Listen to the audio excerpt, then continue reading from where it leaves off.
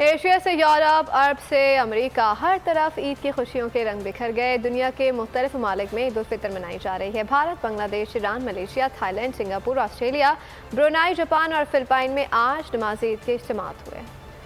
Asia سے Europe, افریقہ سے امریکہ، ہر طرف عید کی خوشیوں کے رنگ بکھر گئے۔ نماز عید کے بڑے اجتماعات۔ بھارت اور بنگلہ دیش میں مساجد اور عیدگاہوں میں نماز عید ادا کی گئی۔ ایران، ملیشیا اور تھائی لینڈ میں بھی عید کے اجتماعات ہوئے۔ کینیڈا کے شہر ٹورنٹو میں پاکستانی کمیونٹی خوشیاں منانے میں مگن ہے۔ ہیوسٹن میں مقامی امریکیوں نے بھی پاکستانیوں کے ساتھ عید منائی۔ ممتاز پاکستانی امریکی ماہر نفسیات ڈاکٹر عاصم شاہ کی جانب سے عید پارٹی کا انعقاد کیا گیا۔ شکاگو میں پاکستان کے قونصل جنرل طارق کریم کی جانب سے عید اوپن ہاؤس میگا ایونٹ کا انعقاد کیا۔ پاکستانی نظرات امریکی کمیونٹی کے ارکان، مقامی معززین، منتخب عہدیداران اور کاروباری شخصیات نے شرکت کی۔ امریکی صدر جو بائیڈن، سیکریٹری جنرل اقوام متحدہ انتونیو گوتریس سمیت کئی عالمی رہنماؤں کی جانب سے بھی مبارکباد کے پیغامات آئے۔ امریکی صدر جو بائیڈن نے تمام مسلمانوں کو عید کی مبارکباد دی۔ کہا، عید الفطر منانے والے تمام مسلمانوں کو دل کی گہرائیوں سے مبارکباد پیش کرتے ہیں۔ کینیڈین وزیر اعظم جسٹن ٹروڈو نے اپنے پیغام میں عالمی رواری کی نئی مثال قائم کرتے ہوئے السلام علیکم کہا۔ سیکریٹری جنرل اقوام متحدہ انتونیو گوتریس اور برطانوی وزیر اعظم رشی سوناک نے بھی پرمسرت موقع پر اپنے پیغامات جاری کیے۔ ہوائے نفس کی ہے حکمرانی،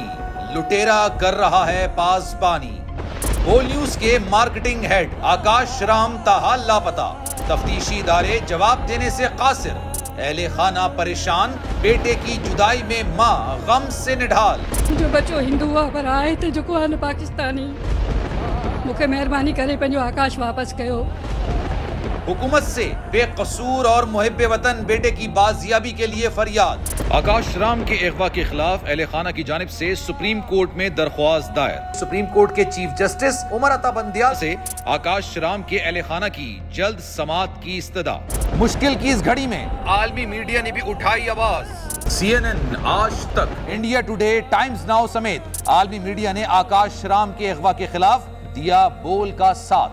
اف کیا ظلم ہے، بول انصاف کا منتظر۔ سبسکرائب کریں اور بیل دبائیں تاکہ کوئی خبر رہ نہ جائے۔